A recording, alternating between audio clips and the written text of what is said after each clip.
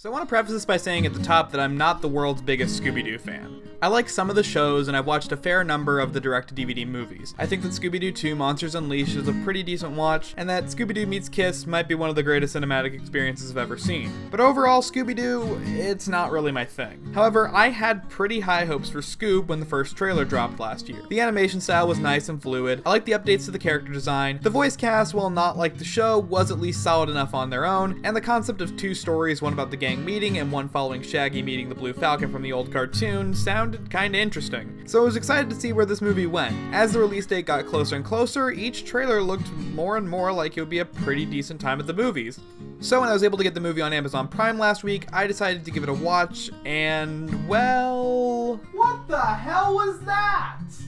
Okay, if you haven't seen the movie, I'm just gonna say that you should absolutely watch the thing. Go in blind, don't watch the rest of this video, don't watch any spoilers for this movie. Trust me, not knowing anything about the absolute madness of Scoob makes this movie so much more enjoyable. Nothing can prepare you for the utter insanity that the hour and a half of this movie will entail, but it's 100% worth watching. If you're a diehard Scooby-Doo fan or just a casual enjoyer of the Scoobert, this movie is worth both your time and your money. There's clearly a lot of love poured into the animation and voice cast and references to the past Scooby-Doo and other Hanna-Barbera cartoons in this. So if you want to watch the movie, this is where the video ends. But if you've seen it and you want to watch somebody have a mental breakdown or don't care about spoilers, well, here we go.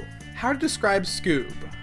Well, I'm not an expert, but I did find this video on Twitter that perfectly recaps both the plot of the movie and describes my general emotions towards the film. You know, start off with a basic flashback how they all meet. It's all very cute, haha. And then fast forward to today, and it's like, oh, Mystery Inc. needs to be a proper business, and you gotta pay taxes. And then they're like, who do we get for our business advisor? Business advisor, Simon Cowell. And Simon Cowell's like, you don't need friends to have a proper business. And then Shaggy and Scooby are like, fuck that, we're out. And then they go to a bowling alley where they're attacked by robots and then get abducted by the Blue Falcon with Falcon Man and Dynamite from the fucking cartoon, and they're like,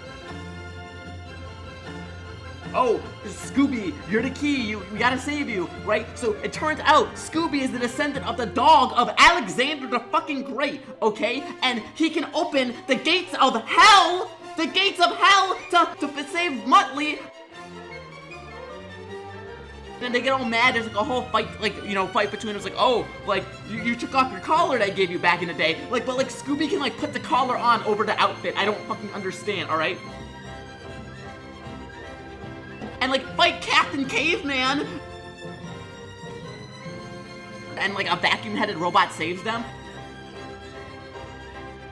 And finally, he has all three pieces, so he goes to a mountain and actually opens the gates of hell to unleash the real Cerberus. It was a real Cerberus, and it's like, oh no, what are we gonna do? And then like they trick the Cerberus to go back into hell, and then like they're like, oh, but we can't close the gate because someone has to sacrifice themselves. So Shaggy sacrifices himself to close the gates to hell, but then 10 seconds later he's back, and it's like, oh, hey guys, I'm fine. And then it turns out Dick Dastardly was Simon Cowell, but he was Dick Dastardly the whole time. It was a double fake. And then the vacuum-headed robot runs the store! I love that not a single sentence of that recap of the film's plot is wrong or inaccurate. So Scoob is a good movie, but I have a feeling that each of the 4 screenwriters who worked on the film each had their own idea for what the movie was going to be, but instead of settling on one idea or tone, they just kind of threw all the scripts together into this giant mess of a movie. Honestly, I think the first 10 minutes of this film are some of the best Scooby-Doo content I've ever seen. It's smartly written, it's cute, it's well acted, and it pays tribute to both the history of the series while bringing its own unique voice to the franchise. And then it all falls apart when Simon Cowell shows up. I hate that that's a real sentence I have to say when talking about this movie, but it's pretty accurate to say that Simon Cowell kind of ruins this whole movie. It's like, I don't even know what to say about it. It's a goddamn mess. But at the same time, it's one of the best messes I've ever seen. Every scene feels out of sync with the one before and after it. Character arcs just kinda happen. Weird things come out of nowhere and are suddenly forgotten about. Captain Caveman shows up and is played by Tracy Morgan, and that kinda just happens, and then he goes away for the rest of the movie.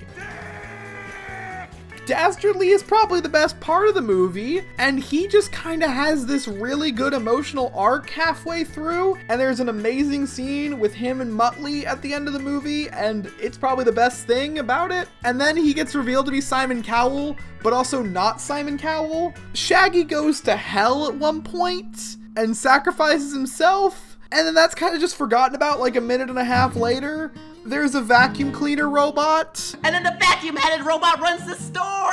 I think I genuinely might love this movie. I kinda love Scoob. It's terrible in all the best ways, and its stupid moments are kinda beautiful when you look at it the right way. There's not a single bit of polish on the script of this movie. Half the jokes feel like they weren't written as jokes. The animation, as fluid as it is, can sometimes feel really stiff and incredibly confusingly directed. But I think that's why people like Scooby-Doo in the first place. It's a mess of a franchise, with every outing being wildly different from the last, in style, in tone, and most assuredly in quality. So in the end, what the hell was Scoob? I think it might just be the most Scooby-Doo-like movie I've ever seen from this series.